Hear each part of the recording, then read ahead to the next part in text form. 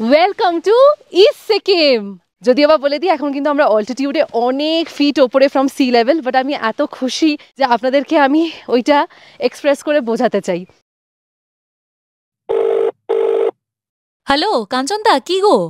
কবে থেকে তো দেখাই দিচ্ছ না। আবার আসছি কিন্তু আমি বর্ষাকালে, এবার কিন্তু চাই তোমাকে যেন দেখতে পাই। আরে তুই আয় তো, দেখা হওয়ার থাকলে ঠিক দেখা হবে। কাঞ্চনদার ওপরে আমার খুব অভিমান, এবার দেখছি একদম সে দেখা দিচ্ছে না। তো এই ভিডিওতে দেখি উনি দেখা দেন কিনা। তার সাথে আপনাদেরকে ঘোরাবো নাথাং ভ্যালি, আর অবশ্যই সাথে থাকবে কুপুপ। ইস্ট সিকিম ঘুরতে এসেছি, আপনাদেরকে ফেমাস সিল্ক রুটের জিগজ্যাগ রোডটা না দেখালে কি করে হয়। তারপর আমরা চলে যাব ওল্ড বাবা মন্দির। তো সাথে থাকুন, অনেক কিছু দেখতে পাবেন এই ভিডিওতে। Good morning everyone. এখন বাজে হলো 6:15। আজকে হলো 20 অগস্ট, 20 তারিখ 2025। আমরা বেরিয়ে পড়ছি জুলুক থেকে। সকাল সকাল বেরোনোর এটাই কারণ যাতে ওই জিগজ্যাগ রোডের ভালো ভিউ পাই, মেঘে না ঢেকে যায়। এমনিতেই বর্ষাকাল, তার উপরে বৃষ্টি হয়ে চলেছে, আর তার সাথে যদি কাঞ্চনজঙ্ঘা ভিউ পাই, যদি বা ওটা নিয়ে আমি খুব ডাউটফুল, বিকজ বর্ষাকালে না এখন খুব ডিফিকাল্ট হয়ে যাচ্ছে ভিউটা পাওয়া, একদমই দেখা যাচ্ছে না। সো কাঞ্চনজঙ্ঘা নিয়ে আমি ভাবছি না, জিগজ্যাগ রোডটা যাতে ভালোভাবে দেখতে পারি মেইন সিল্ক রুটে। দেখি কি কি রাস্তায় দেখতে পাই, জার্নিটা আজকে কেমন হয়, আপনারা ভিডিওটা দেখতে থাকুন।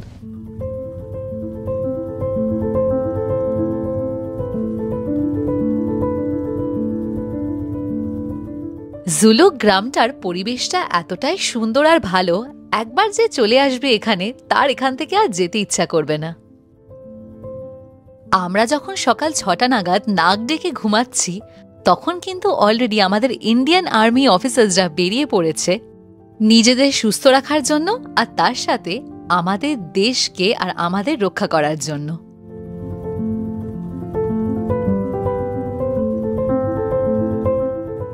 এখন আমরা যে রাস্তা দিয়ে যাচ্ছি, সত্যি মনে হবে স্বর্গ।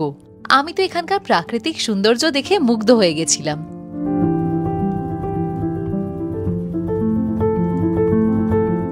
এত সুন্দর রাস্তা আমি দেখতেই আছি, মানে আমি ভিডিওতে কথাই বলছি না। হালকা দূর থেকে কাঞ্চনজঙ্ঘার ওপরটা দেখা গেল, এবার তাড়াতাড়ি করে যাওয়ার চেষ্টা হচ্ছে যাতে গিয়ে ওখানে ভিউটা পাই, বিকজ এখানে খুব তাড়াতাড়ি মেঘ ঢুকে যায়। জুলুক পুরো স্বর্গ। ওফ, আপনাদের দেখাচ্ছি, ওয়াও, পুরো কাঞ্চনজঙ্ঘা দেখা যাচ্ছে এখন, কিন্তু হালকা মেঘ ঢোকা শুরু হয়েছে। দারুণ লাগছে, ওয়াও, জাস্ট দেখুন, দারুণ লাগছে। সিলেরিগাঁও থেকে দেখা পাইনি, মন খারাপ ছিল, বাট ফাইনালি মানে ওপর থেকে গিয়ে ইচ্ছা আছে আরো দেখার, বাট অন দ্য ওয়ে মাঝে মাঝে কার্ভস গুলো দিয়ে দেখা যাচ্ছে। আর জুলুক খুব সুন্দর, মানে যারা আজ পর্যন্ত আসেননি, প্ল্যান করবেন ট্রিপটা সিল্ক রুটের, আর জুলুকে তো অবশ্যই থাকবেন। এত সুন্দর, পুরো স্বর্গ। সাইড দিয়ে পুরো পাহাড়, মাঝখানে একটা গ্রাম, আর উঁচু উঁচু পাহাড়। 9400 ফিট ওটা ছিল, আর ইয়ে তো আমরা और ऊपर आ गए ना, 10,000 ফিট অলমোস্ট এসে গেছি। ঠান্ডা ভালো, কিন্তু যা সুন্দর, আমার ফিরতে ইচ্ছা করছে না নিচে, এত সুন্দর। ওখানে দেখুন, ওইটা হলো অবভিয়াসলি বুঝতেই পাচ্ছেন স্লিপিং বুদ্ধা, কাঞ্চনজঙ্ঘা দেখা যাচ্ছে। আর ঠিক এই দিক দিয়ে পুরো কিন্তু জিগজ্যাগ রোড দেখা যাচ্ছে। মেঘ ঢোকা শুরু হয়েছে জিগজ্যাগ রোডের এখানে, দেখা যাচ্ছে কি দারুণ লাগছে, পুরো সাপের মতন। আর ওইখানে হলো জুলুক। আমরা আরো অনেক ওপরে এসে গেছি। আমরা এখন যেই হাইটে, আমরা পুরো মেঘের ওপরে। সত্যিই তাই, পাহাড়ে ঘুরতে আসলে আমরা মেঘের মাঝখান দিয়ে যাই, তাও আবার বর্ষাকালে। কিন্তু এতটা উচ্চতাতে চলে আসলে, এই দেখুন আমরা এখন মেঘেরও ওপরে দাঁড়িয়ে।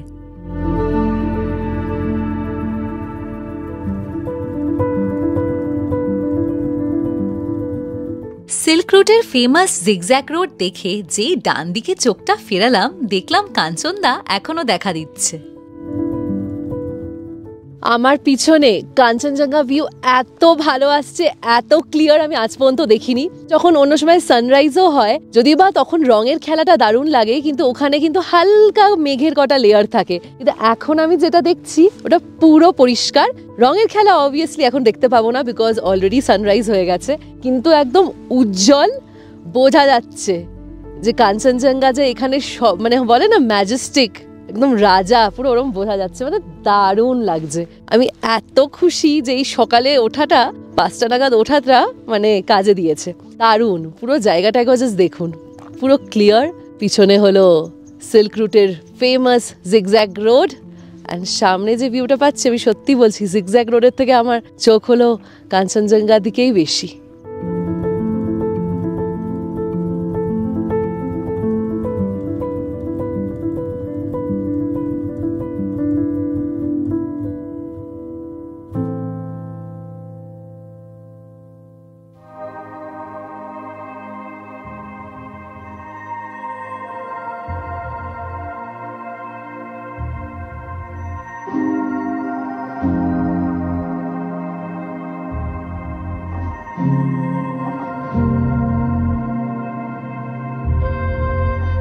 কাঞ্চনজঙ্ঘা দেখতে দেখতে আমি এমন হারিয়ে গেছিলাম, খেয়ালই করিনি যে আমরা এখন পৌঁছে গেছি থাম্বি ভিউ পয়েন্ট।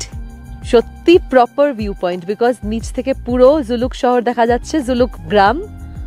এখান থেকে কাঞ্চনজঙ্ঘা ভিউটা আর একটু বেশি ক্লিয়ার। আর তার আগে না ওই যে পিকটা, লাস্ট পিকটা ওই দিক থেকে দেখা যাচ্ছিল না, এখান থেকে ওইটাও দেখা যাচ্ছে। দারুণ লাগছে, পুরো মনে হচ্ছে যেন এরকম ভাবে ওই বরফটা পাহাড়ের থেকে খাবলে নি, ছোটবেলা আমরা করতাম না ফ্রিজ থেকে।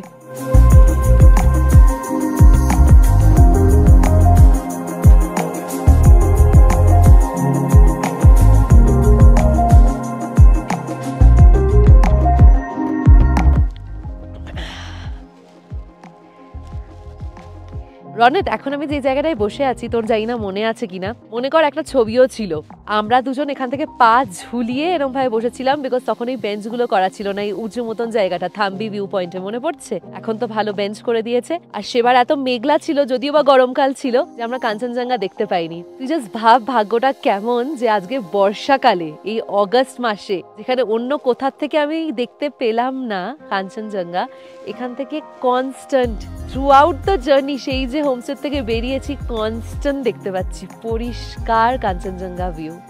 এক্ষুনি যে জায়গাটা ক্রস করলাম ওটা হলো সালামি, ওখানে আমাদের ইন্ডিয়ান আর্মির পোস্ট আছে, আর ওইটা হলো 12,400 ফিট অল্টিটিউডে ফ্রম সি লেভেল। অ্যান্ড ওখানে লেখা ছিল যে আমরা তো আন্ডার অবজারভেশন অবভিয়াসলি, বিকজ ওটা চেক পোস্ট আর ওখানে ভিডিও করা অ্যালাউড না, তাই জন্য করিনি। তার সাথে এটাও লেখা ছিল, আমি একটা জায়গায় দেখলাম যে ইউর আন্ডার এনিমি অবজারভেশন। এই জন্যই সব দেখবেন এই টাইপের লোকেশনগুলোতে আমাদের ইন্ডিয়ান আর্মির পোস্ট থাকে, বিকজ এগুলো কিন্তু সব বর্ডার এরিয়া।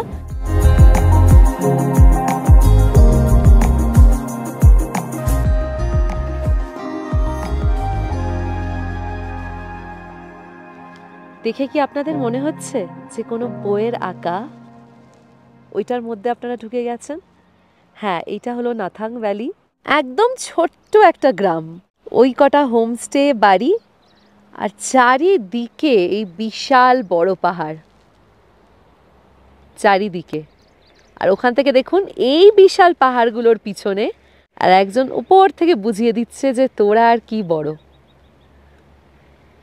2018-এ যখন আমরা এসেছিলাম না, ওইখানে ওই ভ্যালির মধ্যেই কোনো একটা হোমস্টেতে ছিলাম। নেক্সট দিন সকালে এই জায়গাগুলোতে হেঁটে বেরিয়েছিলাম, মারাত্মক সুন্দর। আর জুলুক থেকে কিন্তু আরও বেশি উঁচু, আরও বেশি ঠান্ডা, দারুণ জায়গা। ওই গাড়িটা দেখুন অফ রোডিং করে আসছে, পুরো লোকালই হবে, ওখান থেকে এসে তারপরে মনে হয় এই রাস্তাটাতে গিয়ে উঠবে।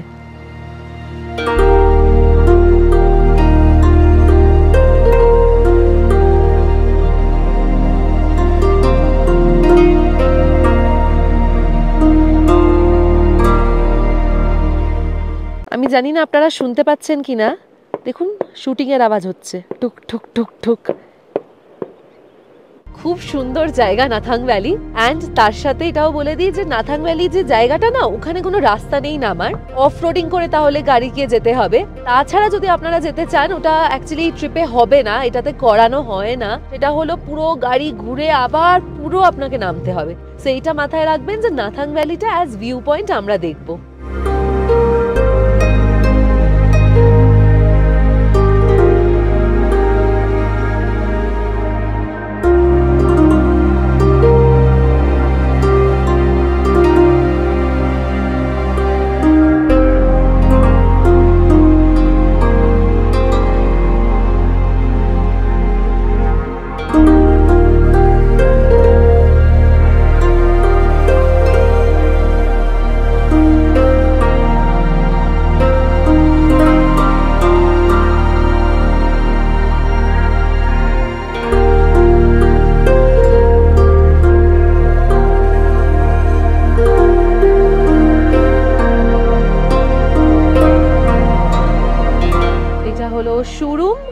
আগে জুতো খুলবো, তারপরে ওপরে যাব।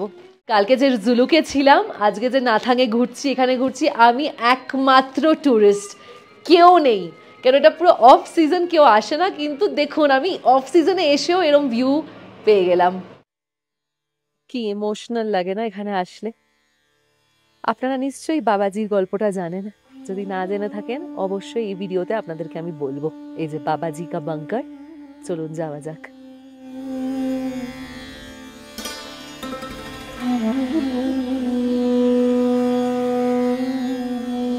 বলা হয় 1968 সালে আমাদের ইন্ডিয়ান আর্মির সিপাহি বাবা হরভজন সিং মারা যান।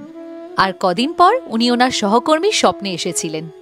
স্বপ্নে জানিয়েছিলেন ওনার দেহ কোথায় পাওয়া যাবে, সাথে ওনার এটাও ইচ্ছা ছিল যে ওনার জন্য একটা মেমোরিয়াল তৈরি করা হোক। এই বাংকারে, যেটা এখন আপনাদেরকে আমি দেখাচ্ছি, এখানে এখনো বাবা হরভজন সিং এর আত্মা আছে আর উনি সবাইকে আশীর্বাদ করেন।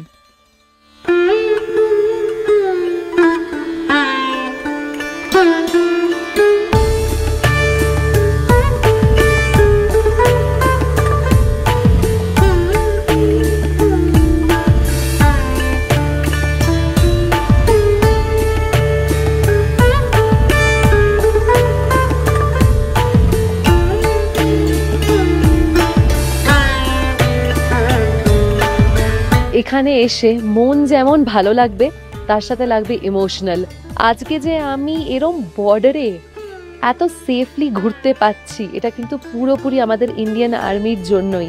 পাশ দিয়ে একদম চলেই গেল, এই সবে এখানে ছিল। তো ইন্ডিয়ান আর্মির কাছে আমি আর আমরা সবাই খুবই থ্যাঙ্কফুল। ওনাদের জন্য আমরা দেশে স্বাধীন হয়ে আছি, তার সাথে সব জায়গা ইন্ডিয়াতে এত সেফলি ঘুরে বেড়াতে পারছি। ভাবুন তো, আমি একটা বর্ডার এরিয়াতে, কিন্তু কত সেফলি ঘুরছি। চলুন নামা যাক। আমাকে ড্রাইভার দাদা বললো ওই সামনে ওখানে একটা ক্যাফে আছে, ওখানে আসতে। কেন আমরা তো আজকে ব্রেকফাস্ট করিনি, এত ভোরবেলা বেরিয়েছি বলে।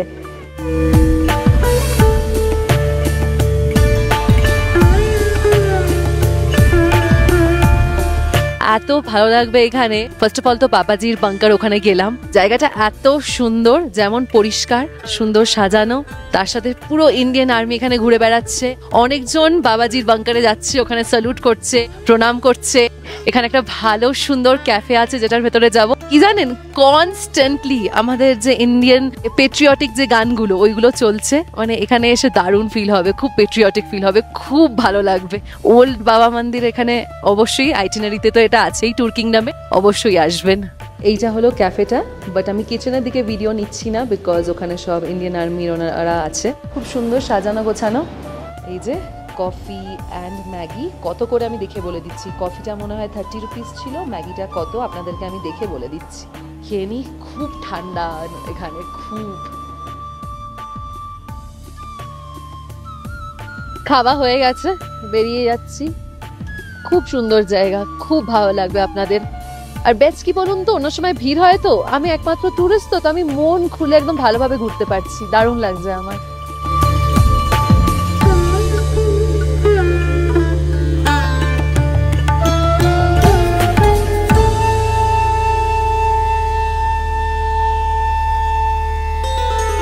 এসে গেছি এখন আমরা কুপুপ এ। অ্যান্ড এই সামনে যে লেকটা দেখতে পাচ্ছেন, বিশাল, যেটা রোদ্রের আলোতে ঝলমল করছে, কিন্তু ওপর দিয়ে হালকা মেঘ ঢাকা শুরু করছে। এইটা হলো এলিফ্যান্ট লেক। কি সুন্দর জায়গাটা, জাস্ট দেখুন। আমি যে নিজের চোখ দিয়ে কি দেখছি, আমার নিজেরও বিশ্বাস হচ্ছে না। মানে এত সুন্দর, এত সুন্দর। সেইবার এইগুলো না দেখিনি, কুপুপ করিনি। এই ফার্স্ট টাইম আমি কুপুপে এসেছি। কি দারুণ লাগছে। ভর্তি ইয়াক। একটু আগেও ইয়াক দেখেছি, তখন রাস্তা ক্রস করছিল ইয়াকগুলো, আর ফট করে চলে এসেছে। কত ইয়াক বসে আছে দেখুন, ওখানেও দেখুন, বাপরে কত ইয়াক বসে আছে। বিশাল বড় এলিফ্যান্ট লেকটা। বিকজ আমরা তো মনে করুন এই পার্টটা দেখতে পাচ্ছি ওপর থেকে, কিন্তু যদি ওই দূরে দেখেন না, যেখানটা মেঘটা ঢেকে গেছে, ওখানে দেখুন আরো সরু হয়ে চলে যাচ্ছে। আমার এটা দেখে ছাঙ্গু লেকের কথা মনে পড়ছে, সত্যি। আর ছাঙ্গু লেকের পাশেও ঠিক এইরম এই ইয়াকগুলো বসে থাকে, পুরো ওরমই লাগছে। ওইটা হলো কুপুপ। আমি রিসেন্টলি এই বছর পাহাড় ঘুরেই যাচ্ছি, বাট সিকিমের মতন সুন্দর জায়গা হয় না। অনেক বছর পর ফেরত আসলাম সিকিমে অ্যান্ড খুব খুশি যে আমি এসেছি। Thank you Tour Kingdom smoothly arrange করার জন্য, মানে সবকিছু এত স্মুথ গেছে না। Thank you so much Tour Kingdom for the opportunity যে আমি আপনাদের সাথে ইস্ট সিকিম ঘুরতে পারলাম অ্যান্ড তার সাথে আমার দর্শককেও দেখাতে পারলাম।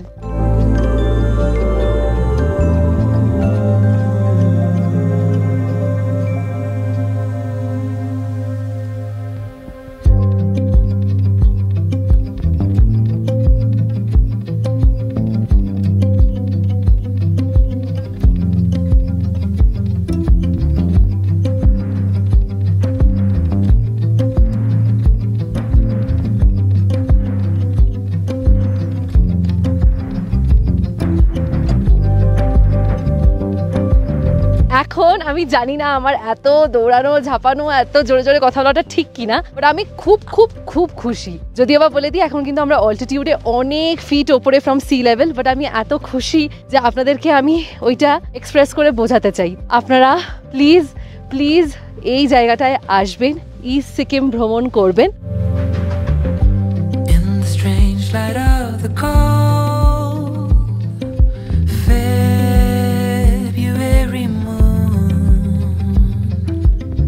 ইস্ট সিকিমের জুলুক নাথাং সব কমপ্লিট করে, কুপুপ কমপ্লিট করে এবার আমরা নিচে নামা শুরু করছি। আর এখন আমরা যাব 81 কিলোমিটার্স সেই ঋষি পর্যন্ত। ওই ভিডিওটা যদি আপনারা দেখে থাকেন মনে আছে তো, যেখানে ব্রিজটা আছে, একদিকে হলো বেঙ্গলের চেকপোস্ট যেখানে কালিম্পং ডিস্ট্রিক্টের ওরা বসে থাকে, আর একদিকে হলো সিকিমের চেকপোস্ট। ওই সেই ঋষি ওখান পর্যন্ত যেতে হবে, তারপর আমরা ঋষিখোলা চলে যাব।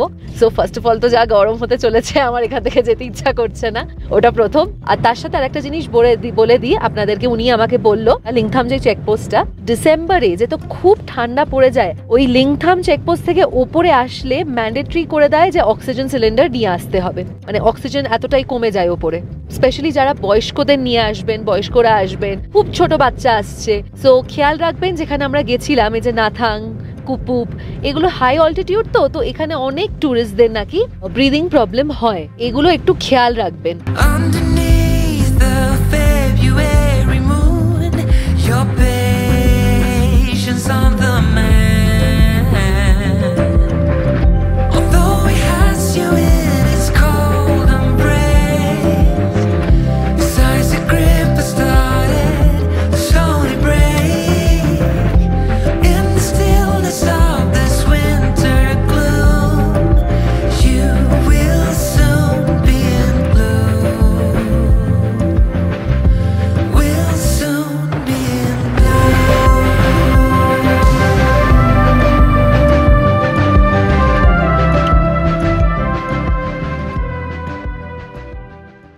কি হলো, আপনারা কি ভাবছেন যে এ নাইট ড্রেসে খাটের ওপরে বসে কোথায়, এতক্ষণ তো সুন্দর পাহাড় দিয়ে নামছিল। সো ফাইনালি আমরা পৌঁছে গেছি ঋষিখোলার হোমস্টেতে বসে।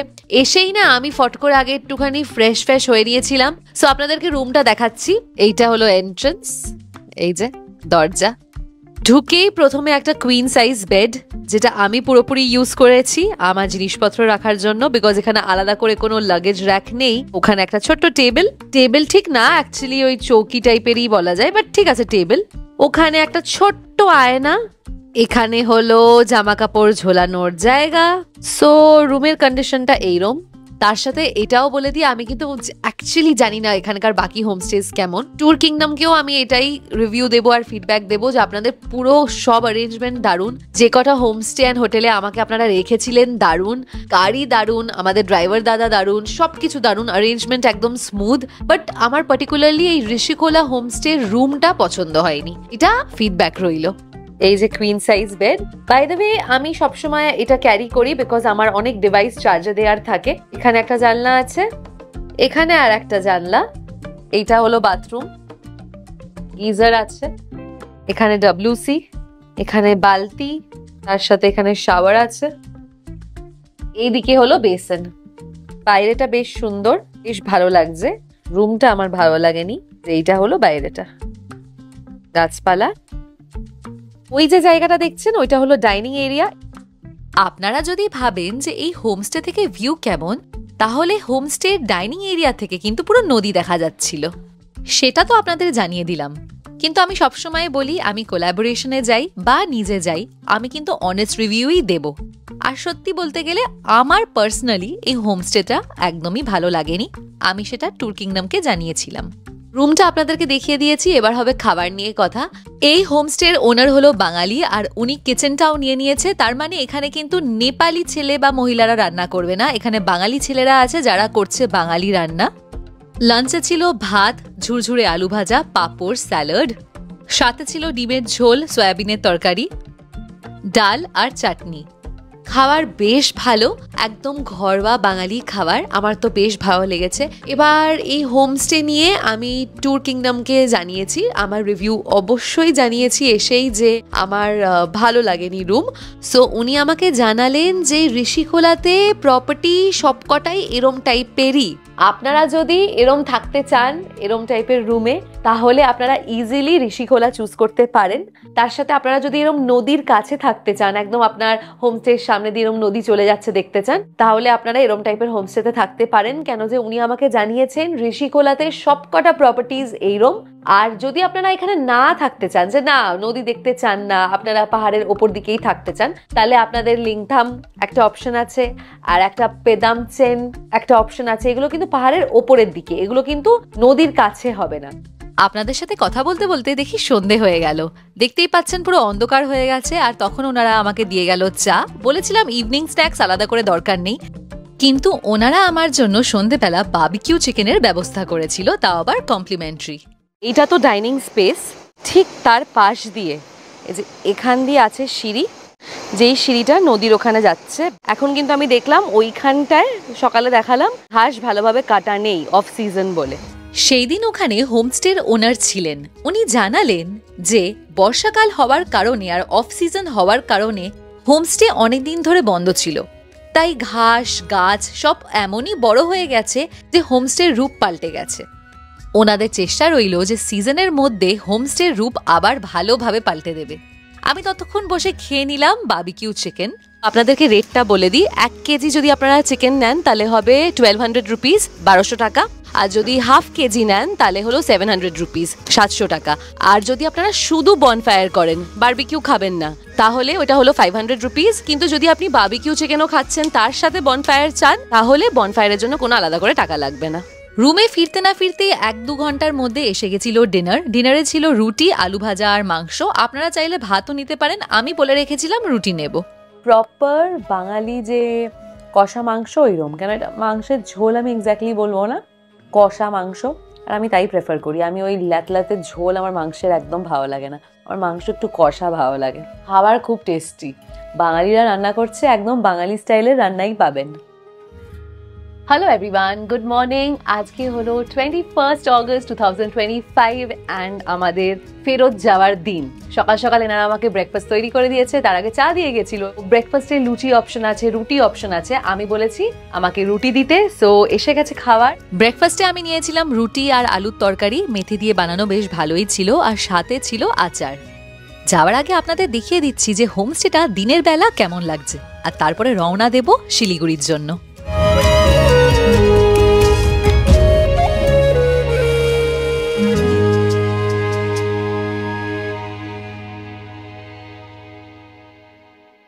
এখন ওনাদেরকে সিজন শুরু হওয়ার আগে জায়গাটা পরিষ্কার করতে হবে, ঘাস ফাস সব কাটতে হবে।